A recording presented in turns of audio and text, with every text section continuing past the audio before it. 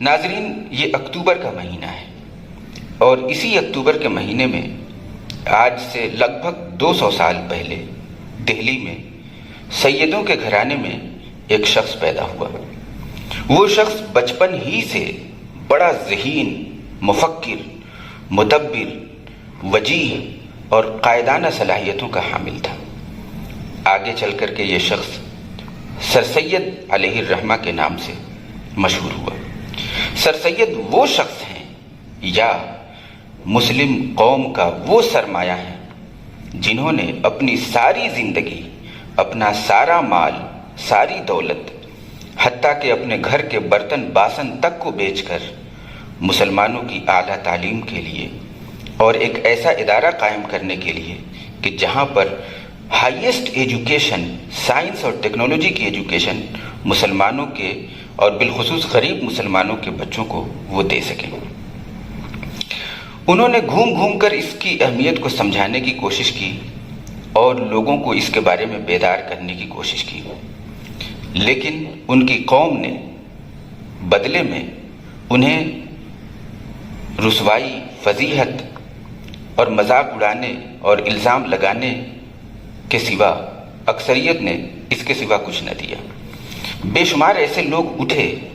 جنہوں نے کھل کر کے ان کا ساتھ دیا اور بے دریغ مال و دولت ان کے سامنے بہا دیے، ڈھیر لگا دیے، جس کی وجہ سے سر سید کا مشن کامیاب ہوا۔ لیکن اکثریت نے ان کے ساتھ یہ رویہ نہیں کیا۔ آخر میں سر سید نے کہا کہ مسلمانوں، تم مجھے گالیاں دو، بددین اور ملحد ہو جانے کے فتوے دو، مجھے ذلیل و رسوا کر لو، چاہو تو مجھے مار لو، لیکن خدا کے لیے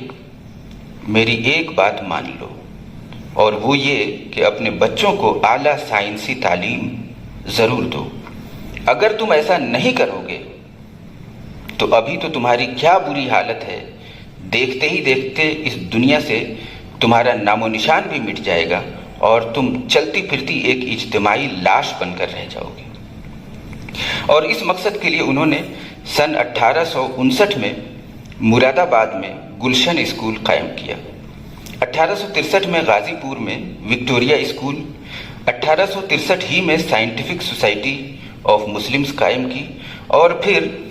سن 1875 میں محمڈن اینگلو اورینٹل کالج علی گڑھ میں قائم کیا، جو 1920 میں علی گڑھ مسلم یونیورسٹی میں تبدیل ہو گیا۔ سر سید کا جو مشن تھا اور جس طرح کی اصلاح وہ چاہتے تھے، اگر ایک جملے میں کہا جائے تو وہ خود سر سید نے فرما دیا ہے۔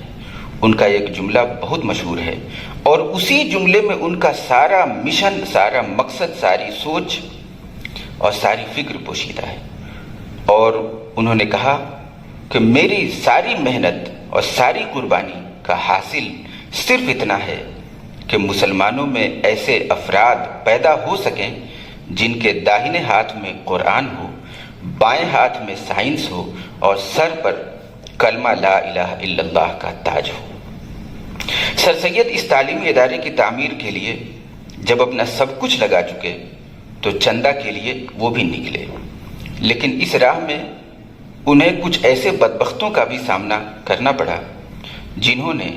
ان کو سڑک سے ایک مٹی کا ٹکڑا اٹھا کر چندے میں دے دیا، کسی نے گلے سڑے جوتے دے دیے